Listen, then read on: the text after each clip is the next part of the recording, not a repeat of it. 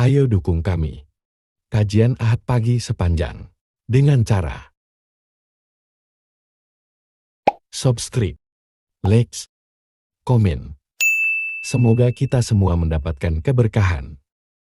Selanjutnya mari kita simak kajian Tarbiyatul Aulad bersama Ustadz Samsuddin Asrori, SBGE, dengan tema Belajar Iman dari Anak-anak di Gaza. Bismillahirrahmanirrahim. Assalamualaikum warahmatullahi wabarakatuh. Alhamdulillah.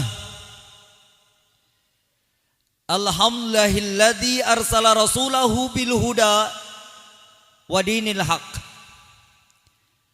liyudhhirahu 'alad dini kullihi wa kafa billahi syahida. Asyhadu an la ilaha illallah wahdahu la syarika lah wa asyhadu anna Muhammadan abduhu wa rasuluhu alladzi la nabiyya wa la rasula ba'dahu. Ibadallah, usini wa iyyakum bitaqwallah faqad fazal mu'minunal muttaqun. Qala Allah azza wa jalla, a'udzu billahi minasyaitonir rajim. Ya ayyuhalladzina amanu taqullaha wal tanzur nafsum ma qaddamat lighad wattaqullaha innallaha khabirum bima ta'malun. Fa inna asdaqal hadis kitabullah wa khairul hadi hadi Muhammadin sallallahu alaihi wasallam wa syarrul umur muhdatsatuha fa inna kulla muhdatsatin bid'ah wa kulla bid'atin dhalalah wa kulla dhalalatin finnar. Amma ba'du. Ma'asyiral muslimin wal muslimah, jamaah kajian Ahad pagi Gedung Serbaguna Sepanjang. Azakumullah hayatakum. Alhamdulillah, bersyukur pada Allah Ta'ala, tibalah kita di musim Allah turunkan, anugerahkan hujan. Di saat kita menanti-nanti berapa bulan yang lalu, kemarau yang cukup panjang, turun hujan untuk kita. Bersyukur karena yang Allah turunkan hujan berupa air. Sementara saudara kita yang ada di Gaza, Palestina, hujannya peluru, hujannya rudal, hujannya roket. Yang itu menghujani lebih dari 120 hari. Sudah lebih ya, karena 4 bulan. Oktober, November, Desember, Januari. Kalau masing-masing bulannya 30 hari, sudah berapa nih? 30 kali 4. 120 hari kurang lebihnya. Masya Allah. Bersyukur pula kita saat ini anak-anak kita dihujani kepalsuan calon-calon pemimpin. Walaupun dari kepalsuan demi kepalsuan itu ditutup dengan sekian banyak hal yang trik yang mereka pamerkan depan kita, di depan anak-anak. Ya, ada yang model goyang gemoy, ada yang modelnya ajakan dan seruan yang palsu atau dusta, kebohongan. Disuguhin kita semuanya. Mari kita kuatkan, kita mantapkan suguhan-suguhan anak-anak yang nampak hari ini. Gen Z, anak-anak kita yang ini 17 tahun, 17, 18, 19 sampai 25 tahun dipertontonkan pertama kali mungkin mereka akan nyoblos pada pilpres, cari keteguhan iman, kekokohan iman, selayaknya kokohnya, teguhnya iman anak-anak Gaza. 2012, 4 bulan kurang lebihnya kita berada bersama dengan anak-anak Gaza. Saya belajar iman. Saya kasih tema pada kesempatan yang berbahagia di kajian ini adalah belajar iman dari anak-anak Gaza. Seperti apa keimanan mereka ini? Masya Allah. Rasa syukur pula tentunya dalam kajian ini tidak ada kata lain kecuali kita ucapkan alhamdulillahirabbil alamin. Masih bisa bermuajahah, masih bisa datang untuk majelis ilmu, masih bisa untuk saling ingat mengingatkan dalam kesabaran, ingatkan dalam kebenaran. Sabar, benar, tawasau bil haq wa tawasau bis sabr yang mesti harus kita lakukan. Kemudian kita berharap mudah-mudahan bahwa manfaat dari majelis ilmu ini hingga kepulangan kita nanti manfaatnya bisa kita tebar, kita syiarkan kepada keluarga besar kita sampai kelak ketika Allah datangkan iman di hati kita, Allah kokohkan keimanan, kemudian ditambahkan ketakwaan sampai akhir nafas husnul khatimah insyaallah. Amin Allahumma amin. Marilah selanjutnya kita senandungkan salam dan salawat kepada Nabi Muhammad sallallahu alaihi wasallam melalui lisan dan hati kita, agar kita kiranya kelak ketika di akhirat mendapatkan syafaat dari kanjeng Nabi yang senantiasa menanti kita dengan amalan-amalan sunnah sampai kita mendapatkan tempat yang layak di samping beliau, yaitu di istana surga Nabi Muhammad sallallahu alaihi wasallam dengan bersama dengan para nabi dan rasul, para sahabat, tabiin, tabiunat tabiin, dan orang-orang soleh yang senantiasa setia dengan sunnah-sunnahnya. Allahumma amin. Bagaimana belajar keimanan anak Gaza ini? Saya pernah bertanya ketika datang 2012 itu kondisinya perang, ya perang. Sejak 1948 perangnya Bapak Ibu sekalian.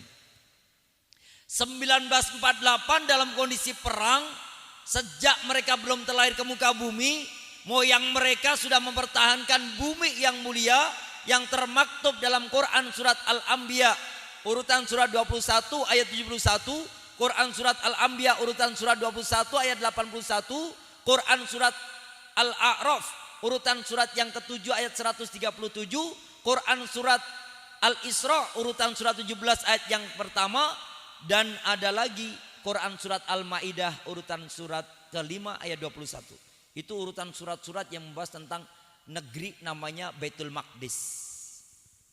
Di antaranya di sana ada Gaza, ya, yang tempat kami tinggal. Bagaimana ketika kita bertemu, saya bertanya pada anak-anak, ya gulam, ta'alau, kemari nak, kemari. Saya membawa tas, dalam tas itu diisi oleh teman-teman, isinya ada coklat, berbagai macam kue untuk anak-anak. Coklat kita ini yang kita bawa dari Indonesia ini gak panjang-panjang. Ya, secoki-coki, yang orang Indonesia bilang coki-coki, panjang dan lama gitu ya. Tapi kalau saya bawa ke sana coklat yang tak seberapa panjangnya itu, yang panjang bukan coki-coki coklatnya, tapi yang panjang doanya anak-anak Gaza. Doanya panjang dan lama. Hanya dikasih coklat segini tapi mengucapkan doa untuk kita panjang sekali. Kalau kita terjemahkan ya, wahai paman, mudah-mudahan nanti paman pulang ke negeri paman kembali ke Indonesia, istri paman menjadi istri yang solihah, anak-anak paman menjadi penghafal Quran seperti kami, nanti keluarga paman menjadi orang-orang yang senantiasa dirindukan oleh orang-orang Gaza. Kami menunggu kedatangan semua orang Indonesia, diberkahi hidupnya, rezekinya tambah berlimpah ruah terus. Kita amin, amin, amin, amin, amin, amin, amin nomor 1 ya. Jadi diaminkan terus, nggak ada nomor 2, amin itu nomor 1. Mesti diaminkan maksudnya. Pertama mereka mengaminkan setiap pinta dan doa. Bukan kampanye loh ini. Nanti dilaporin Ustaz Abu Ahmad, saat hari kampanye. Ibu-ibu sekalian, saya tanya anak-anak itu, wahai ya gulam, wahai anak-anak, tahukah kalian Arab tumbuh Indonesia? Apakah kalian paham tentang Indonesia? Tahu enggak Indonesia? Aina abuk? Wa aina ummuk? Mana abahmu? Mana ibumu? Adakah? Enggak, abahku sudah enggak ada. Mana ibumu? Belum lama ibuku syahid. Ya. Mendapatkan syahadah dari Allah Ta'ala. Mana pamanmu? Mana tantemu? Mana jiddi dan jidahmu? Kakek nenekmu mana? Kami sudah tidak ada lagi keluarga. Akhirnya teman saya bilang gini, kesempatan nih Mang Ari, bawa ke Indonesia, diadopsi. Ya. Bawa ke Indonesia, kita asuh ke Indonesia. Saya pamerin Indonesia, wahai anak kecil, datanglah ke negeri kami Indonesia. Ada Gunung Lawu yang indah loh, air terjun Grojogan Sewu yang keren loh, airnya dingin luar biasa, hamparan sawah sepanjang memandang. Mari kita tinggal di Indonesia. Apa kata mereka itu? Ya amma, isma wahtam. Pertama kali dia katakan, wahai paman, perdengarkan dengan baik, perhatikan dengan seksama. Kami ini, saya terima bahasa Indonesia ya, kami ini mau diiming-imingin Indonesia kayak punya lo, yang katanya ada Gunung Lawu yang tinggi menjulang, ada air terjun Grojogan Sewu yang keren. Karena saya sebut Di sana ada air Grojogan Sewu yang indah sekali, airnya ngucur dari ketinggian disebutkan karena sampai 1000 meter ketinggiannya, kita bilang gitu. Air terjun itu ngalir dingin sekali percikan airnya, belum lagi hamparan kebun stroberi, tanaman padi yang luas. Kami yang kasih keren-keren. Apa kata mereka itu? Sekalipun paman pamerkan pada kami, sekalipun paman memamerkan keindahan Gunung Lawu, hamparan sawah yang luas, air terjun yang tinggi, percikan air yang jernih. Sorry ye, gitu. Gak mau mereka. Kami gak mau paman. Selangkah pun kami tidak akan tinggalkan bumi Gaza menuju ke Indonesia. Selangkah pun kami akan tinggalkan Gaza, walaupun selangkah untuk menikmati keindahan Indonesia. Sorry paman, kami tetap akan tinggal di negeri ini bermartabat. Ini yang pertama. Tinggal di negeri Gaza bermartabat. Kami nyari-nyari, kok anak kecil bisa ngomong sehebat ini ya? Anak-anak Gaza itu walaupun masih kecil, bicaranya itu bicara fakta, asli, bukan dibuat-buat, bukan karena hafalan, bukan karena salah ucap. Memang betul-betul keluar dari hati. Kami pengen hidup mempertahankan Gaza ini, hidup kami bermartabat. Kami cari bermartabat itu apa maksudnya. Kemudian mereka katakan, loh paman ini pamer saja.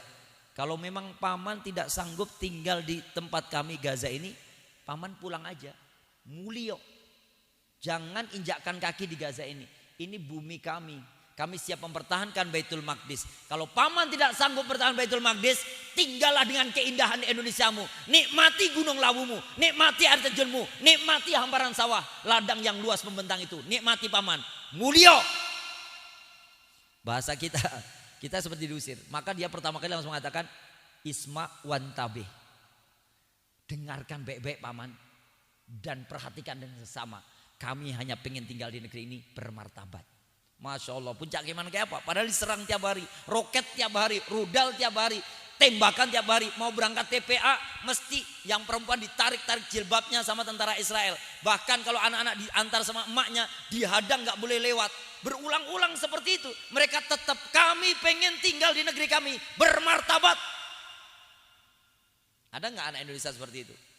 Kami akan jaga tanah lahir kami dari penjajahan asing dan asing yang akan merongrong kekayaan negeri kami. Ada enggak? Jarang.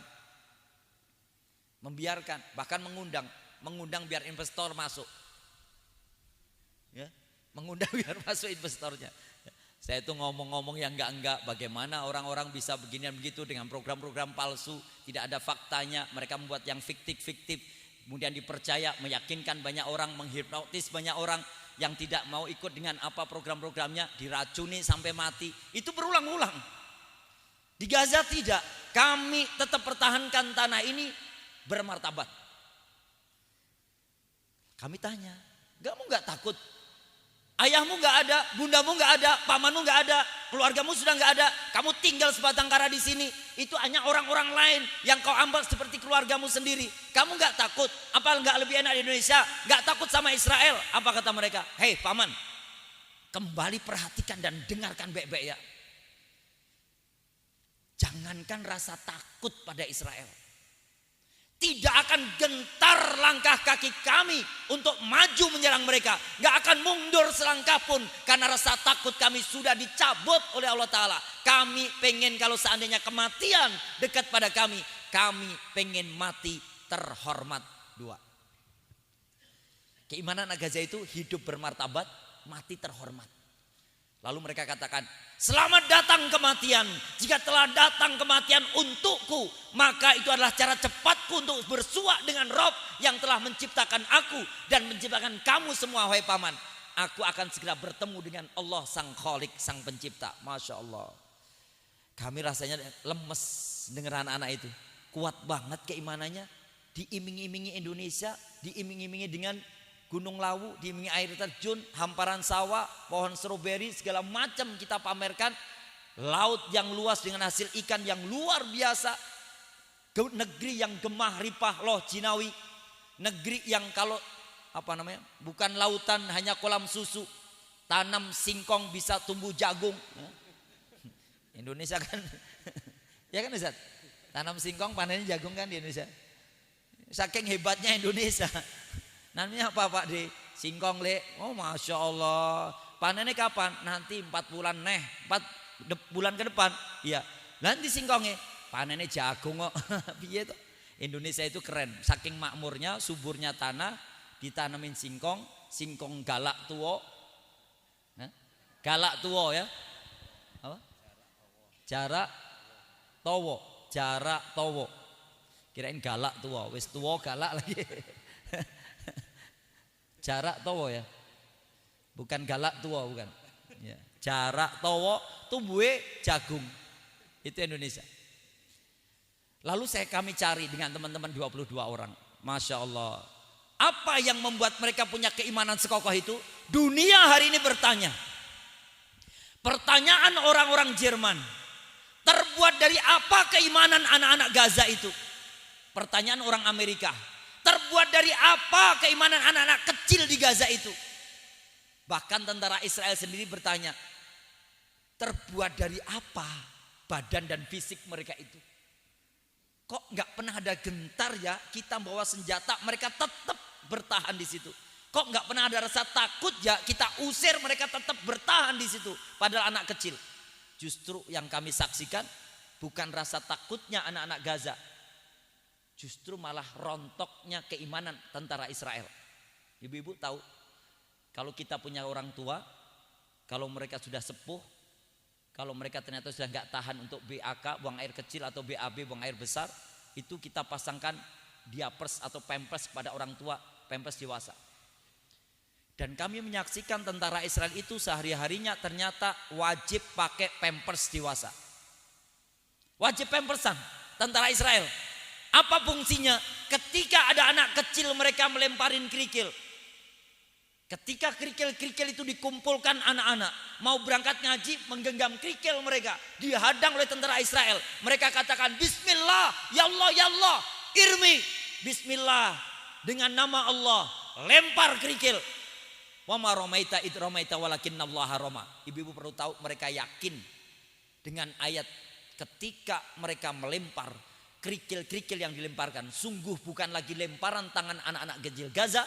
Mereka punya keimanan yang kuat. Lemparan itu adalah lemparan Allah Subhanahu wa taala. Tentara Israel setiap mendapat anak kecil melempar kerikil lari terbirit-birit hatta kecirit-cirit ampasnya nyumprit kuning.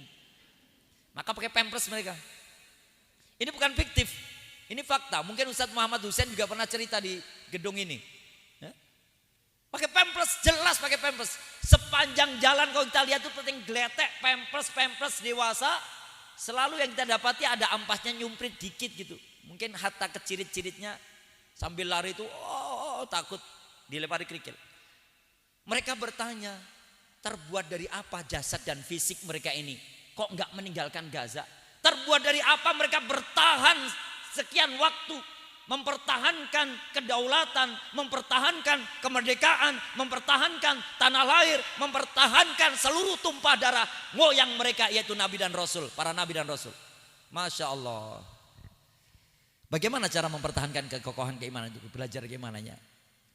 Ini harus kita lihat. Mereka itu sangat takut pada Allahnya tinggi sekali Bapak Ibu sekalian. Satu yang pertama, kalau sudah menjelang sholat, waktu sholat, mau mereka main bola, mau mereka sedang di pinggiran pantai, mau mereka sedang di kebun, mau mereka sedang kegiatan apapun di masjid, setiap kali sudah ada hampir masuk waktu sholat, hayya ala sholat, mereka sudah berbondong menuju masjid. Ini yang pertama kali mengokohkan keimanan mereka ini. Setiap waktu sholat, mengejar sholat 5 waktu berjamaah, itu menjadi prioritas utama anak-anak kecil Gaza. Mengokohkan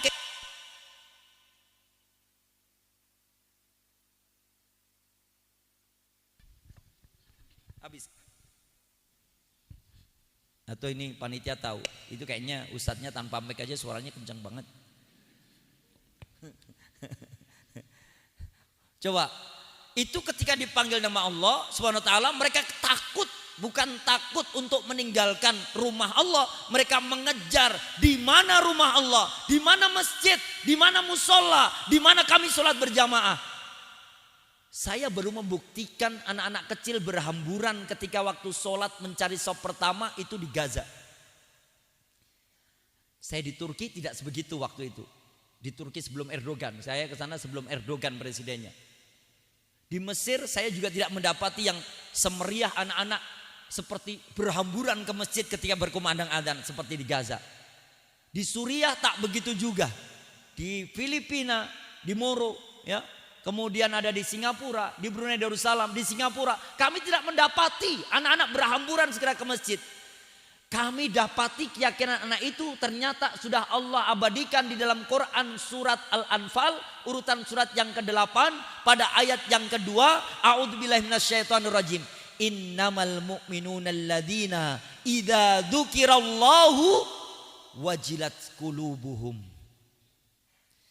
Mereka orang-orang yang beriman ketika disebut nama Allah, dikumandangkan Allahu Akbar, Allahu Akbar, wajilat qulubuhum, bergejolak hatinya, rindu pengen bersua, rindu pengen berjumpa, sangat pengen banget cepat bertemu dengan Allah Ta'ala. Jadi kematian bagi mereka itu sesuatu yang amat sangat ditunggu-tunggu Bapak Ibu sekalian. Beda dengan anak Indonesia pengen hidup 1000 tahun lagi, kami pengen hidup 1000 tahun lagi, gitu kan? Itu anak Indonesia. Waktu kita SD kan gitu. Aku adalah aku. Ketika ajal bersama aku mendekap dan aku tak akan mau untuk didatangi itu. Ya, gak mau mati.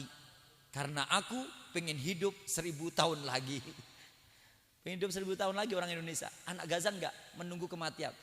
Wajilat qulubuhum. Dzukirallah wajilat qulubuhum. Disebut nama Allah, hatinya bergejolak. Dipanggil dengan lafaz Allah, mereka bergegas menuju masjid. Berhamburan. Kami heran pertama kali, apa ada serangan? Kok anak-anak kecil lari-lari semuanya? Kata teman-teman, bukan. Mereka setiap adzan saya perhatikan selalu lari-lari. Segera berwudu, masuk masjid, ngejar sop pertama, sop kedua, sop ketiga. Ngejar, berebut.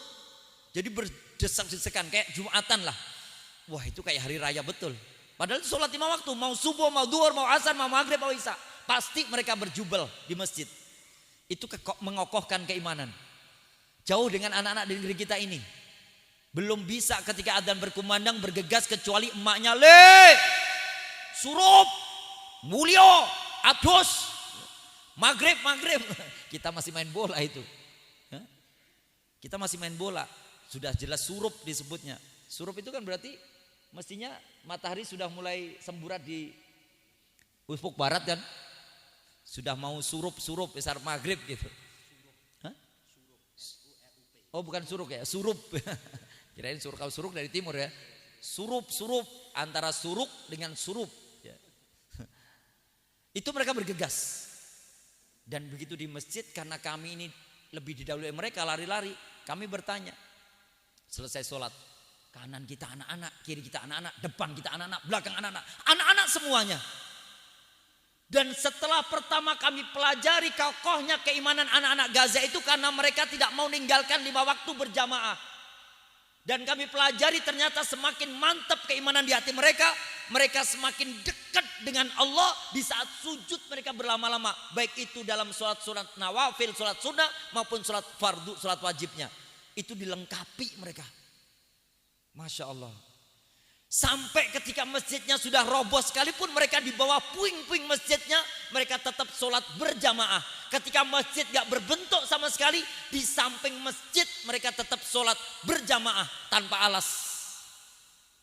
Mereka mengejar sholat berjamaah, meninggalkan rumah, pergi ke masjid. Apa saya tanya ketika salam sholat selesai itu? Mereka ba'diyah lalu ngobrol sama kami. Ya ghulam, ya amma, hadir ya amma. Wahai paman, siap ada apa paman? Saya ini penasaran dengan kalian. Ketika adzan tadi kalian berlari-lari meninggalkan main bolanya, meninggalkan pinggir tepian laut, meninggalkan permainan berbagai macam permainan itu. Apa yang kalian cari? Wahai paman, kami hanya mengejar. Kata moyang kami, mereka mewasiatkan pada kami bahwa siapapun yang menempati sop pertama sholat, maka kami mendapatkan onta. Di mana ontanya? Saya selama di Gaza nggak pernah lihat onta. Nanti di akhirat paman, kita dapat hadiahnya onta merah. Adakah onta merah di sini? Nggak ada paman. Saya nggak ketemu di Palestina onta merah di Gaza. Saya cari di Turki, nggak ketemu onta merah itu. Saya cari juga ketika di Mekah Madinah, nggak ketemu onta merah. Mungkin Ustadz Abu Ahmad pernah umroh atau haji, di sana juga nggak ada onta merah, sulit untuk ketemu. Begitu kami sampai di Mesir, bersama 300 mahasiswa Al-Azhar Kairo Mesir, kami ditunjukkan oleh Allah Ta'ala onta merah yang katanya nanti akan menjadi pengganti pahala anak-anak yang sholat di sop pertama waktu sholat. Katakan pada anak-anak kita, nak, ternyata anak Gaza itu meyakini kokohnya keimanan mereka, menepati sholat lima waktu berjamaah. Wa idza dzukirallahu wajilat qulubuhum, bergetar bergejolak hati mereka karena disebut nama Allah, mereka bergegas. Ternyata mereka katanya dari moyangnya diwasiatkan, nanti kamu dapat hadiah onta merah dengan sholat berjamaah sop pertama. Saya tanya di Turki nggak ada, Madinah nggak ada, Mekah nggak ada, ya. Di Suriah kami nggak ketemu onta merah. Di Mesir dengan 300 mahasiswa Allah tunjukkan, ini loh onta merah. Oh, ini tuh onta merah. Berapa? Kok kayaknya langka? Berapa harganya ini? Kalau diuangkan, seekor onta merah itu seharga Rubicon mantan Bupati Karanganyar. Rubiconnya Pak Yuliatmono yang sekarang mau ke DPR RI, ya. Yang wasiat kepada kita. Nggih, meniko Mbah Kyai Basir sampun sedo.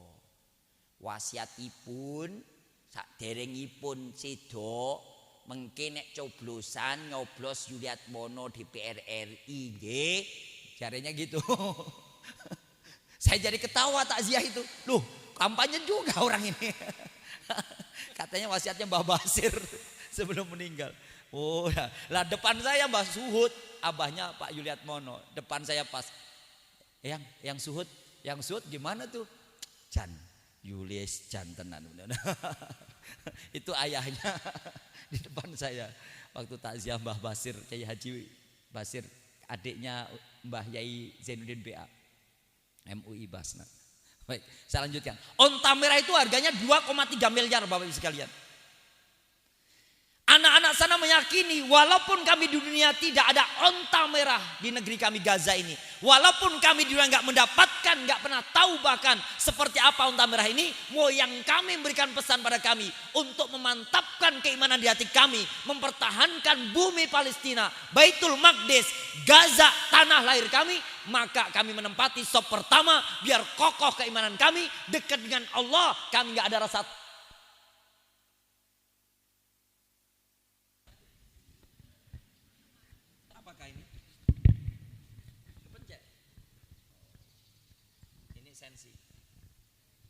Sensi. Kalau agak sedikit dibentak, bednya takut juga akhirnya diem. Kayak orang tang mau, saya bentak takut. Ya, onta merah Ibu sekalian. Lalu, terus bagaimana kalian berebut ini sop pertama dapat onta? Teman kalian nggak dapat tempat, kalian berebut berdesakan seperti itu pengen sop pertama biar dekat dengan imam. Paman, kalau toh kami nggak dapat sop pertama onta merah, kami mendapatkan sop kedua, maka kami mendapatkan sapi betina. Sapi betina itu ternyata harganya kayak limosin, di atas 50 juta. Nggak ada yang di bawah 50 juta. Limosin, sapi yang gemuk sekali. Oh, sapi seperti ini. Yang di sana itu padang pasir yang luas, itu nggak dikurung. Sapi itu gede-gede banyak jumlahnya. Makanya rumput-rumput kering. Tapi mereka gemuk-gemuk sekali sapi itu. Berapa itu? Di atas 50-an juta rupiah kalau di Indonesia. Sop kedua. Lah terus kasihan lagi temanmu berjubel nggak dapat sop kedua. Mereka sop ketiga wahai paman. Mereka tetap akan mendapatkan domba. Dan domba di sana gede-gede juga. Seekor domba kalau disembelih kemudian dikambing guling itu dimakan berdua. Berdua Ustaz. Berdua seekor. Coba kita coba gitu kali-kali ya. Kami seekor itu ber-22 ya, ber-17 kami, kemudian sisanya dengan yang lain, kelompok yang lain, grup yang lain, mereka itu seekor berdua, habis. Namanya balibul, bawah 5 bulan. Kambing bawah 5 bulan disembelih, dipanggang di atas bara api gitu, dibumbui, mereka sambil ngobrol makan, yang satu sana satu ini, coel, seekor berdua. Gak ada ceritanya di Tangmangu berani kayak gitu. Bangkrut sampean. Seekor berdua. Dan mereka tidak kenyangan. Sementara kami seekor 17 orang itu udah. Ayo. Wah aku denera bukan sempat duse. 50 juta ke atas. Sapi dan domba. Sop ketiga. Kata mereka. Paman kalau kami mendapati sop keempat, kami tetap nggak akan rugi karena kami mendapatkan selanjutnya adalah angsa. Angsa itu adalah kalau di kita namanya burung onta. Burung yang besar, yang lehernya panjang itu angsa di sana, gede sekali. Sop keempat, sop kelima kami dapat entok, sop keenam kami bebek, sop ketujuh kami PT, sop kedelapan endok PT, sop kesembilan telek PT. Hati-hati bu, kalau anaknya sampean sop ke-9 telek pitik dapatnya. Le, mangkatnya masjid kok sop ke-9 loh. Yo mak, aku pengen telek pitik. Telek lencung. Mereka menamakan seperti kotoran ayam dan jajah, seperti kotoran ayam. Dikun itu ayam jantan atau apa namanya? Jago. Jajah ayam betina. Sop ke-8, sop ke-9 sop ke-8 telur pitik, sop ke-9 telek lencung. Hati-hati. Ibu-ibu nanti tanya kepada suaminya, Mas sampai naik ke masjid menempati sop pertama. Alhamdulillah mak, tepat sop pertama terus. Ya wis mas, onta merah. Nanti rizkimu. Bagi aku neng surga yo. Lagi piye mas Jumatan? Aku sop ke-9 no, telat nangke neng sawah mbok oyak-oyak. Sop ke-9. Lah mas wong lanang kok telek lencung sampean. Jare cah Gaza telek lencung kalau sop ke-9. 9. 10 apa itu? Sudah enggak dianggap sholat berjamaah di masjid. Mereka ngejar penuh. Idza dzukirallahu wajilat qulubuhum, menempatkan pertama kali hati mereka bergejolak, bergetar hati mereka ketika mereka mendengar suara adzan, bergegas berkumandang adzan, berlari berhamburan. Mereka menempati sop-sop pertama dengan hadiah-hadiah yang disebutnya oleh moyangnya, mulai dari onta, kemudian sapi betina, kemudian selanjutnya domba, angsa, entok, bebek, PT, dok PT, telek PT. Itu sop solatnya. Masya Allah. Dan kami merasa kalau seandainya Indonesia seperti ini, pantas keimanan mereka kokoh banget. Pantas mereka gak ada rasa gentar pada musuh. Pantas kalau mereka ditakuti, disegani oleh tentara Israel. Ditakuti sampai lari terbirit-birit tentara Israel. Karena mereka anak-anak yang tersusun rapi dalam disiplin barisan solatnya. Ditakuti. Anak Indonesia udah gak ada rasa takutnya musuh-musuh itu. Gak ditakuti anak Indonesia, sholatnya diabaikan. Salah satu dari mereka namanya Ibrahim. Usianya kira-kira waktu itu 15 tahun. Dia menghafal Quran di usia 6 tahun, selesai di usia 8 tahun. 6 tahun mulai ngapal, 8 tahun dia wisuda 30 juz. Waktu saya tanya dia udah 15 tahun. Sudah selesai 30 juz, sudah. Saya mulai menghafalnya 6 tahun dan saya selesai 8 tahun, di wisuda 8 tahun. Untuk sampai itkon. Sebenarnya 6 tahun itu saya udah punya 30 juz, tapi belum bisa sekali duduk. 7 tahun saya memantapkan untuk itkon, 8 tahun tepatnya pada hari kelahiran saya di usia 8 tahun saya diwisuda bersama ribuan penghafal Quran yang lainnya. Katanya. Saya tanya, kamu juga bagian dari anak-anak kecil yang dulu berhamburan ketika masih 15 tahun di sana udah jambangan. Ya, udah jambangan, udah kayak abah-abah 21 tahun lah. Walaupun 15 tahun. Bukan anak-anak. 15 tahun itu udah tinggi besar, jambangnya udah banyak. Apakah Anda waktu anak kecil juga berlari-lari mengejar tujuan pertama itu? Iya, karena yang kami selalu sampaikan kepada adik-adik kami itu, ketika seorang laki-laki, masjid ini masjid Umari pernah dipakai sholat oleh Khalifah Umar bin Khattab radhiyallahu anhu, maka disebut sebagai masjid Umari. Kami ngaji di sini bersama anak-anak yang lainnya. Paman perlu tahu, kami pahamkan pada adik-adik di sini itu untuk selalu mengingat kalimat yang mulia yaitu Umar bin Khattab radhiyallahu anhu. Inna ahammu amrikum indi as-shalah. Umar bin Khattab ketika pertama kali dianggap jadi khalifah, berpidato berceramah di depan para umatnya. Kemudian menyampaikan dalam pidatonya itu, Inna ahammu amrikum indi as-shalah. Inna ahammu amrikum indi as-shalah. Inna ahammu amrikum indi as-shalah. Pidato pertama kali ketika mau diangkat jadi khalifah menyampaikan tidak ada urusan yang lebih penting tentang kamu. Aku nggak akan pilih kamu kalau kamu nyuruh aku minum asam sulfat. Ya. Itu Umar, bahasa saya itu. Umar mengatakan, bukan karena kamu cerdas, bukan karena kamu pandai, bukan kamu anak presiden, bukan. Tapi yang aku butuhkan dari kamu sholatmu. Bu, sholatnya. Ini bisa menjadi panduan kalau milih presiden, Ustaz.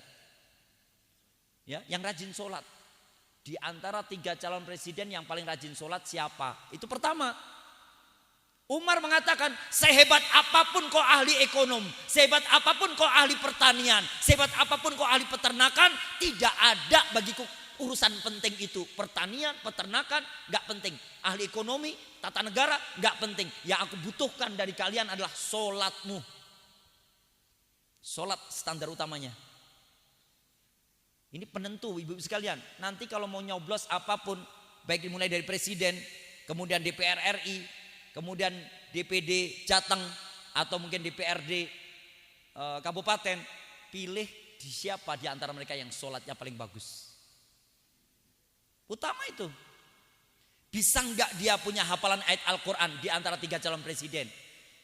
Kemudian bisa jadi imam dengan baik enggak di antara 3 calon presiden? Ya, mesti jawabannya Pak Anies no, mesti gitu.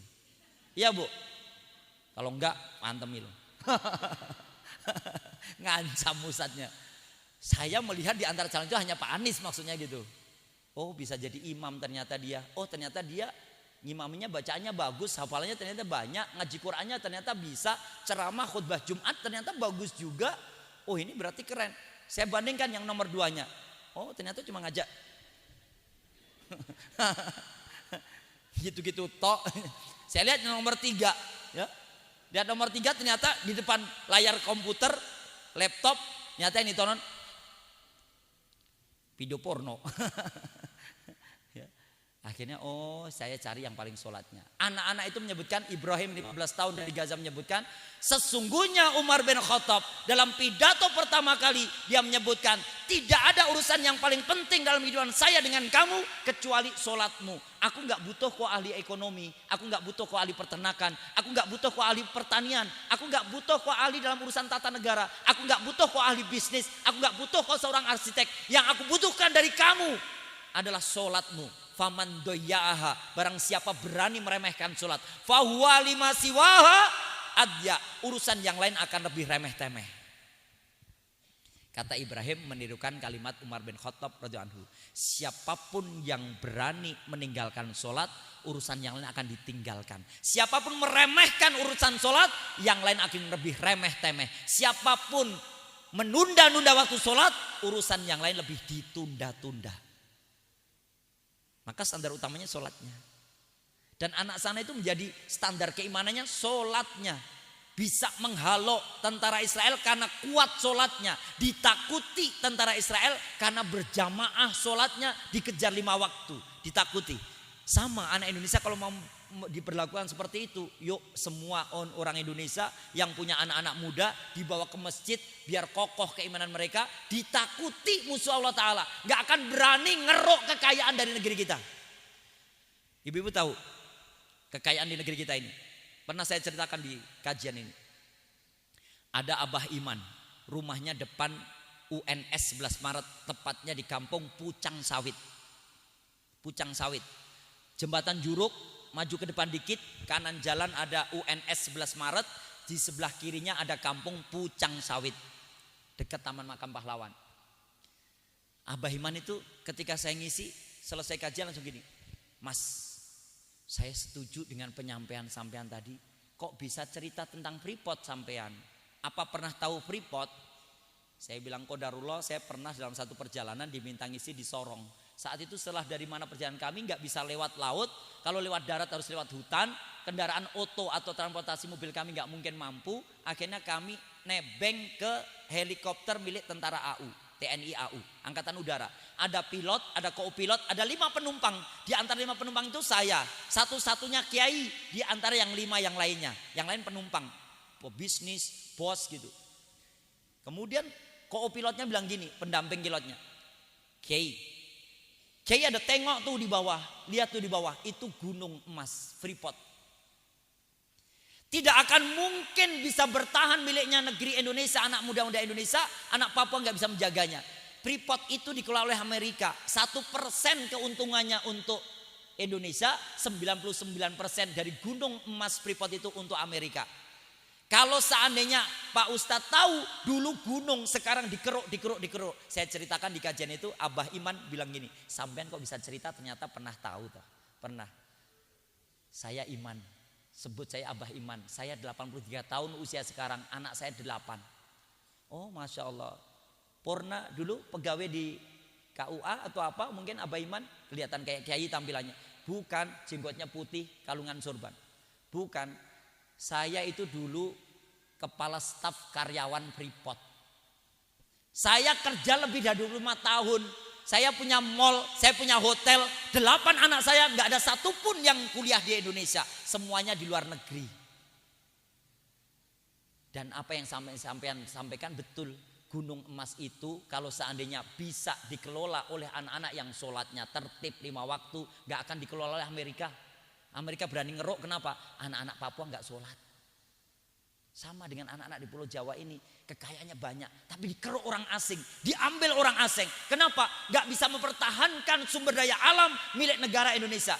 Padahal kita tahu sumber daya alam dan kekayaan negara Republik Indonesia dikelola oleh pemerintah Republik Indonesia, diperuntukkan untuk kesejahteraan rakyat Indonesia, kata undang-undang. Pasalnya begitu, tapi kenyataannya enggak. Abah Iman mengatakan kalau seandainya bisa dikelola anak Indonesia yang imannya kuat, yang sholatnya mantap 5 waktu berjamaah, pasti anak bangsa bisa kelola. Itu maka layak 270 juta penduduk Indonesia layak mendapatkan emas dari gunung emas Freeport Papua. Masing-masing kepala, masing-masing orang, baik yang masih hidup maupun yang baru mau lahir, tersedia untuk dirinya 3 ton emas. 3 ton emas. 3 ton emas. Yang hitung Abah Iman yang kerja lebih dari 25 tahun menjadi kepala staf karyawan Freeport. 3 ton emas. Jadi mas-mas jomblo-jomblo ini kalau mau meminang putri-putrinya ibu-ibu, bukan setengah gram kayak cincin sampean itu. 3 ton emas kok. Jadi para mahasiswa Al-Falah, ya, Darul Falah ini kalau meminang gadis Tawangmangu, Assalamualaikum, saya sudah kuliah di Mahat Ali Darul Falah. Oh Masya Allah, sudah selesai mas, Alhamdulillah, wiyata bakti. Ibu ternyata punya putri ya? Iya mas, Alhamdulillah, sudah lulus pesantren juga. Sudah. Bagaimana bu kalau nikah sama saya? Setengah gram ya nanti mas kawinnya? Enggak bu, 3 ton bu. Sing bener mas, ngangkut ke Freeport setiap orang bisa 3 ton. Langsung, oh iya mas kalau gitu sudah hafal Quran? Sudah, anak saya juga hafal mas. Nanti bikin pesantren mas, 3 ton modalnya. Langsung saya nikahi Fulana binti Fulan dengan mas kawin cincin emas seberat 5 kg, diselipkan fakta hari pernikahan, klek 5 kg. Itu belum apa-apanya 3 ton. Dan malam pertama ketika nanti saya penasaran dengan rambut istri kayak apa, maka kami akan masuk kamar setelah pernikahan, semua orang segera pergi. Bahkan kalau pengajian jangan lama-lama, cepat pulang biar aku cepat ketemu istri ya. Karena kalau nikahan kan gitu, Pak Ustadz ceramahnya lama banget, kata pengantinnya, suwe neram tong kok, suwe neram tong rantang mulai-mulai. Lah kenapa? Suaminya udah penasaran rambutnya istrinya kayak apa. Pada malam pertama nanti, wahai neng istriku, kita masuk ke kamar. Aku minta pada kamu untuk membuka jilbabmu biar aku bisa melihat rambutmu terurek seberapa panjang rambutmu, sampai mata kaki, sampai betis, sampai lutut, atau sampai pinggang. Nanti akan saya belek kalau sampai mata kaki. Rambutnya mata kaki.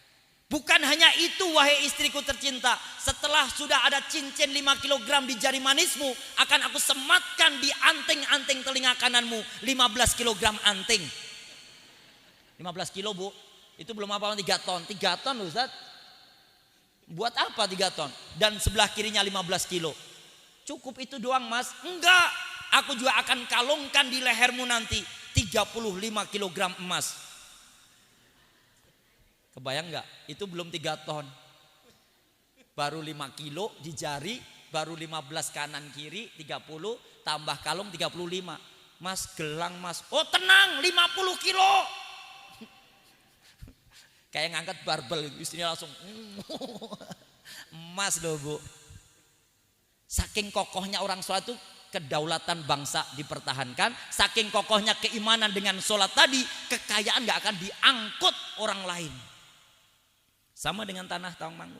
Kalau anak kita sholatnya tertib 5 waktu berjamaah, tidak akan pindah ke orang-orang Cina tanah-tanah di Tawangmangu. Sudah berapa banyak tanah di pinggiran-pinggiran yang miliknya orang-orang Cina? Banyak. Yang jual bukan kami Ustadz, tapi buyutnya, mbahnya, buyutnya. Karena pengen hidup instan, segera kaya, punya uang banyak, bikin rumah yang bagus di kota, punya usaha, sehingga tanah leluhurnya dijual yang beli orang-orang asing. Kita masih ngelola, kita masih nanam lencang, kita masih nanam wortel, kita masih nanam bawang, tapi tanah itu sertifikatnya sudah miliknya, bukan miliknya Lek Pawiro Panut. Punya lim swing swek ya. Punya orang Cina.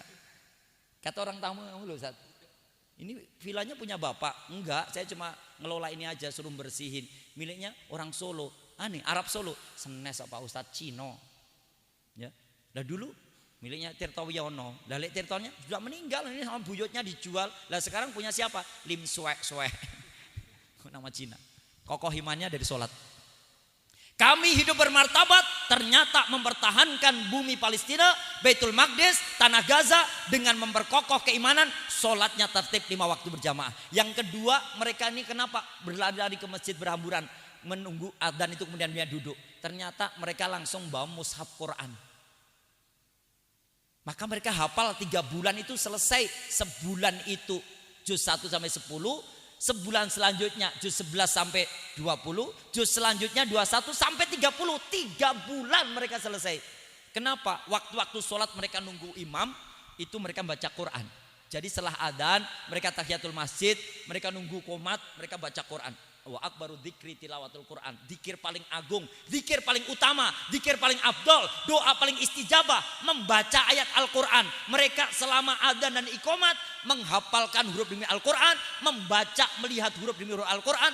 Itu doanya paling afdol. Wa akbaru dzikri tilawatul Quran. Dzikir paling agung. Gak ditinggalkan, sholatnya tepat, baca Qurannya Masya Allah. Kitabun anjalnahu ilaika mubarakun. Ini Al-Quran diturunkan oleh Allah Ta'ala pada kalian agar kalian bisa mendapatkan barokah demi barokah yang Allah akan turunkan kepada manusia. Ada barokahnya. Maka mereka itu penghafal Quran di usia belia. Saya menghadiri 3.000 anak di wisuda, ibu-ibu sekalian. 3.000 anak. 3.000 anak. Kemarin rumah Quran Ahmad Dahlan wisuda keempat di Pendopo Bupati, sambutannya Pak Bupati sekarang, Bupati Karanganyar, Pak Timotius, ya, susah namanya ya, Pak Timotius itu Bupati Karanganyar, itu memberi sambutan. Beliau katakan, saya sebagai pejabat pemerintah PJ Bupati Karanganyar mengucapkan selamat atas diwisudanya 110 penghafal Quran Rumah Quran Ahmad Dahlan se-Kabupaten Karanganyar.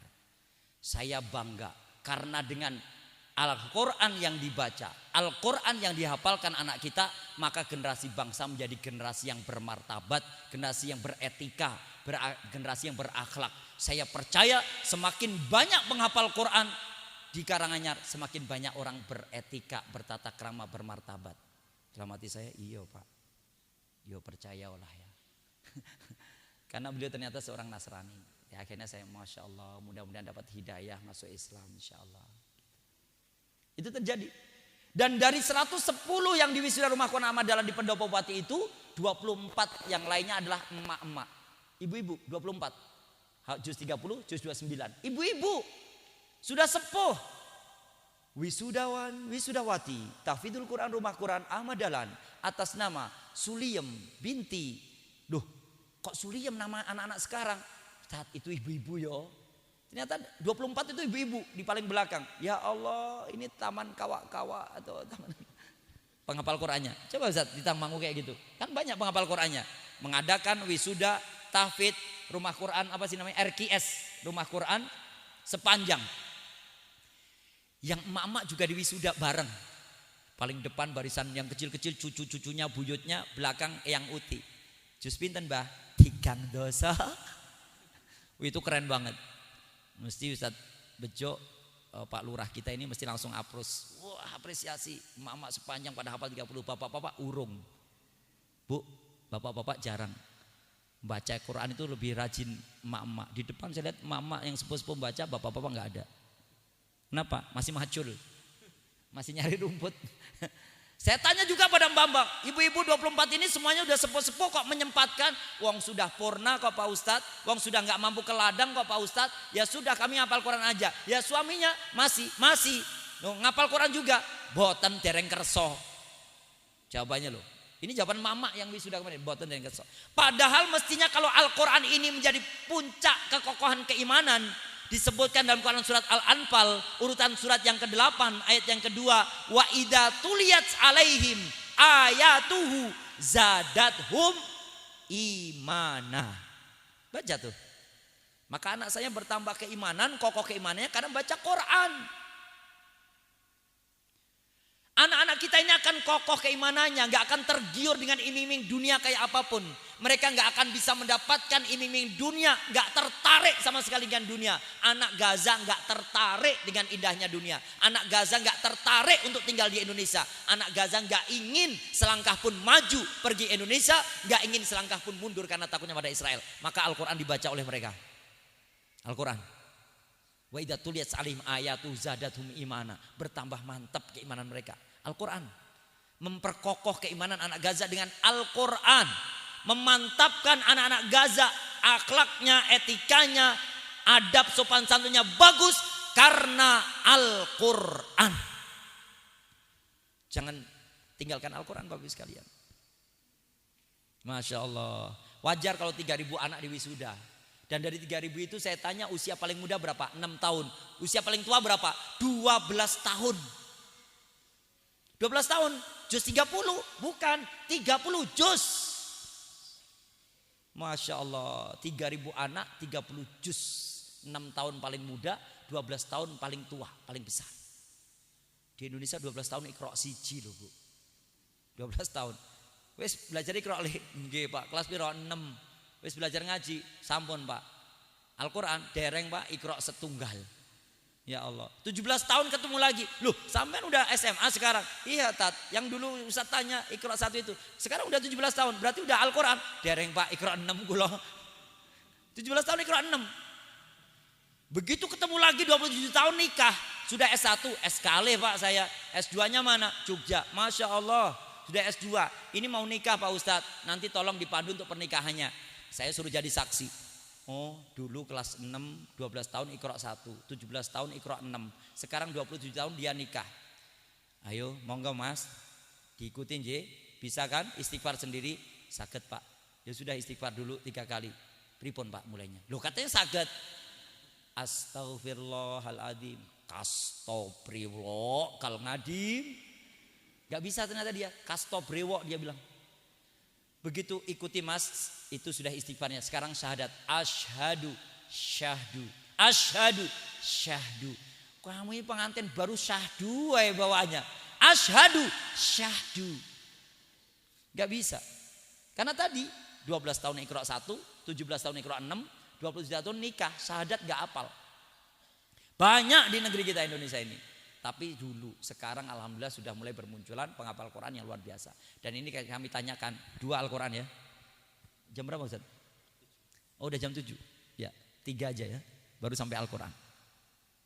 Saya tanyakan kepada mereka. Ini ketika ngapal Quran ini tujuannya apa? Untuk apa? Mereka jawab, wahai paman, kalau tidak ada Al-Quran dalam kehidupan kami ini, maka sejak adanya 1948 penjajahan di negeri kami, serangan demi serangan 1948 sampai hari ini 2012, itu akan terus berlangsung dengan sangat sengit. Kalau nggak ada Al-Quran dalam kehidupan kami, hari-hari kami, sungguh kami nggak mampu menahan serangan itu. Yang membuat kami mampu itu karena ada Al-Quran di dada kami, ada Al-Quran dalam kehidupan kami, selalu kami bersanding dengan Al-Quran, maka kokohlah kemantapan kami untuk mempertahankan Baitul Maqdis. Walaupun mereka belum pernah sholat di Baitul Maqdis. Belum pernah Ustaz. Nyebutkan nama Gaza aja Israel udah langsung. Dari Gaza 200 meter udah gini semua. Udah siap ditembak. Anak Gaza gak bisa masuk Baitul Maqdis. Kami kalau berangkat dari Gaza pun nggak bisa masuk Baitul Maqdis. Qadarullah kami berangkatnya dari Rafah. Ya. Mesir, masuk Rafah, perbatasan, kemudian Baitul Maqdis. Kalau langsung Gaza nggak bisa. Anak Gaza itu nggak semuanya bisa sholat di Baitul Maqdis, Ustaz. Ya. Tapi karena ada Al-Quran mereka tetap kokoh keimanan kata mereka. Karena Al-Quran di hati kami. Kami nggak ingin lepas dari Al-Quran. Wa man a'radu an dzikri fa innalahu ma'isatan donka. Barang siapa berpaling dari Al-Quran maka mendapati kehidupan yang sangat sulit sekali. Quran surat Toha urutan surat 20 ayat 124. Kalau siapapun berpaling dari Al-Quran, jauh dari Al-Quran, gak akan mendapatkan kenyamanan kehidupan. Sulit kehidupannya. Tapi siapapun yang dekat dengan Al-Quran, hari-harinya berinteraksi dengan Al-Quran, lisannya bahasa bersama ayat Al-Quran, maka dia mendapatkan jaminan dari Allah Ta'ala. Hidupnya penuh barokah, rizkinya berlimpah ruah, kesehatannya walafiah, anak turunnya soleh dan solihah. Masya Allah. Al-Quran Bapak Ibu sekalian. Yang ketiga, adab akhlak mereka Masya Allah. Adab dan akhlak yang ketiga. Yang tadi saya ceritakan, cuma dikasih coklat satu saja, itu doanya panjang dan lama. Bahkan ketika sudah kami bagi semuanya, coklat di tas kami ini habis, lalu mereka bertanya, ya amma, endaka suklatos, masih ada di tas anda ini, di bag kami itu coklat? Ya masih ada paman. Saya katakan tidak ada, sudah habis. Nah sudah terbagi semuanya.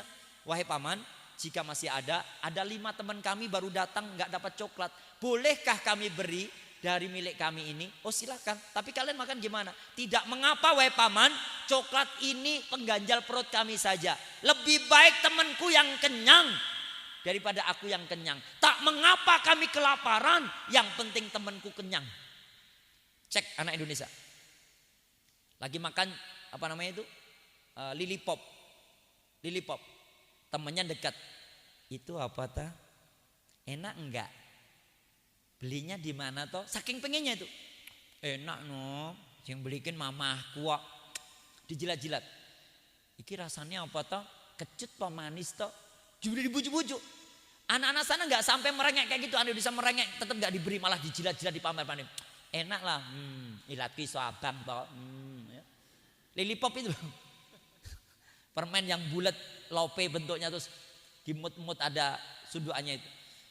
Itu tanpa diminta, anak sana malah mengatakan, wahai paman, biarkan mohon izin ya paman, coklat yang dari paman yang sudah diberikan padaku, karena 5 temanku baru datang gak dapat coklat dari paman, izinkan aku paman, coklat ini biar untuk temanku saja, karena paman di tas sudah gak ada coklat lagi.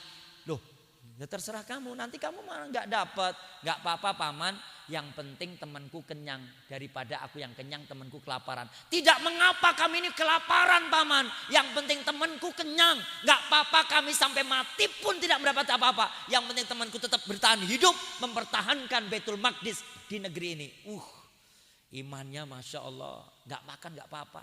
Akhlak mereka luar biasa, adab mereka, etika mereka, tata krama mereka Masya Allah. Menyambut kami orang Indonesia. Kebayang gak Bu, kita ini datang disambut oleh mereka, ahlan ya Indonesia, ya amma Indonesia, paman Indonesia, disalamin. Kami tanya kepada Syekh Abu Bakar Al-Awida, wahai Syekh Abu Bakar Al-Awida, hafizahullah ta'ala, ketika nanti ternyata Anda katakan anak-anak di Gaza ini, potret yang kami ambil ke Indonesia, anak-anak Indonesia kami juga membaca Quran, anak Indonesia kami juga sholat 5 waktu berjamaah seperti anak sini, kemudian anak kami berakhlak mulia juga kami tanamkan pada mereka.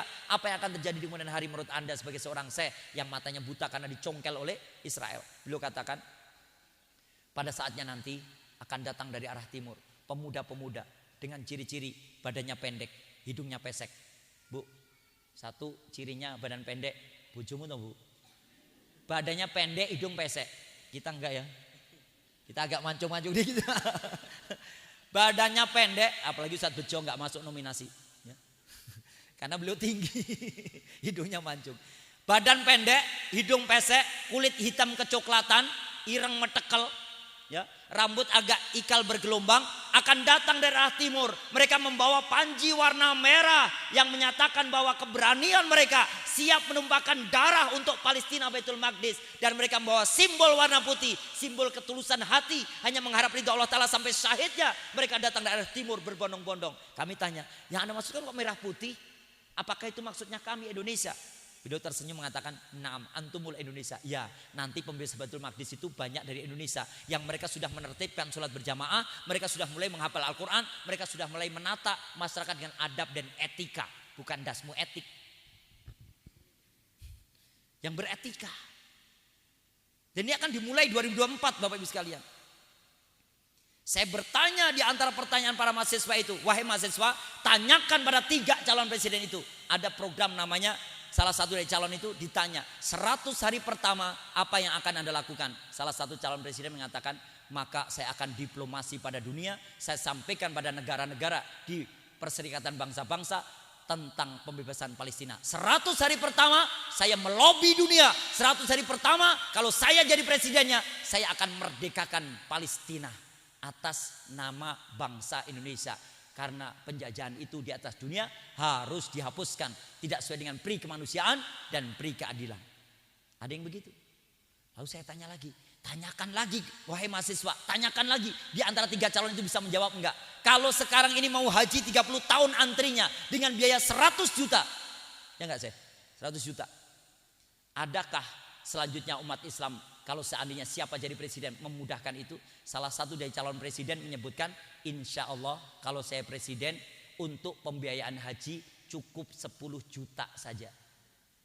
Dan tidak akan ngantri 30 tahun. Karena akan ada kerjasama yang sangat dinamis antara pemerintah Republik Indonesia dipimpin oleh salah satu presiden yang akan terpilih nanti dengan kerajaan Saudi Arabia. Punya hotel orang Indonesia itu di sana. Punya hotel di Mekah, punya hotel di Madinah, punya rumah makan besar milik orang Madura. Bisa dijamin 10 juta bisa haji kalau presidennya salah satu dari itu. Ketebak lagi mesti bapak-bapak. Kayak Pak Anies, kayak Pak Anies. Ya. Yang nyebutkan Pak Anies. Saya enggak kampanye, tapi Pak Anies menyebutkan cukup 10 juta bisa haji, tidak ngantri 30 tahun. Masa itu bukan iming-iming. Beliau sangat lihai untuk bisa lobby tingkat dunia. Karena beliau tokoh internasional, cendekiawan muslim internasional, tokoh berpengaruh dunia. Ya. Ini kok ngarahnya pada kampanye tuh Pak Ustadz? Bukan. Ngarahnya pada belajar iman dari anak Gaza. Ternyata salah satu yang akan membuat umat Islam mudah masuk ke 3 masjid. La tusaddur rihal illa ila salasati masajid. Jangan sampai kau berpayah-payah punya uang. Jangan sampai kau bercapek-capek berladang. Jangan sampai ngumpulin uang bersusah payah. Jangan sampai melakukan perjalanan yang jauh sampai berpayah-payah. Capek kita perjalanannya. Biayanya besar kecuali kamu mengunjungi 3 masjid kata Nabi. Mana itu? Masjidil Haram. Wa masjidi hada, yaitu Masjid Nabawi di Madinatul Munawwarah, wa Masjidil Aqsa. Kunjungi 3 masjid. Pak Anies menyebutkan dipermudah kalau Palestina merdeka, maka umat Islam gampang 10 juta bisa haji dan umroh di Mekah dan Madinah. Selebihnya wisata turnya sampai ke Al-Aqsa, sholat di Baitul Maqdis, ka alfi sholatin fi ma ghairihi. Dipermudah. Sudah bebasnya Palestina plus hajinya murah. 10 juta. Biro kita sekarang 30-an ya Ustaz. 30-an juta sekarang biro umroh kita. Dan teman-teman biro haji dan umroh mencatat, sahabat saya 2024 dipanggil haji plus. Ini kita tentang keimanan anak Gaza ya. Kita bisa datang Baitul Maqdis dengan mudah kalau ternyata pemerintahan Indonesia juga menerapkan tadi sholat 5 waktu berjamaah seperti Jumatan termasuk subuh. Yang kedua, Al-Quran selalu diabadikan oleh anak-anak kita. Yang ketiga, akhlak dan moralitas anak bangsa yang diperbaiki. 3 itu saja. Itu kalau seandainya kita ini nanti ternyata bisa biro haji dan umrah kita terapkan. Hari ini haji plus 2024. Teman, suami istri. Ustadz mohon doa. Saya dapat panggilan haji plus 2024. Masya Allah. Berapa sekarang haji plus bang? Alhamdulillah Pak Ustadz. Saya harus nyiapin uang sekitar 500 juta, setengah miliar. Lu banyak amat. Iya Ustadz, karena 200 juta itu biaya saya. Haji plus itu 200 juta. Dan istri saya 200 juta. Kami berdua udah 400 juta. 100 juta selebihnya untuk selama saya haji. Saya berikan untuk ibu saya, adik saya. Untuk siapa nanti oleh-oleh segala macamnya sudah kami perhitungkan semuanya.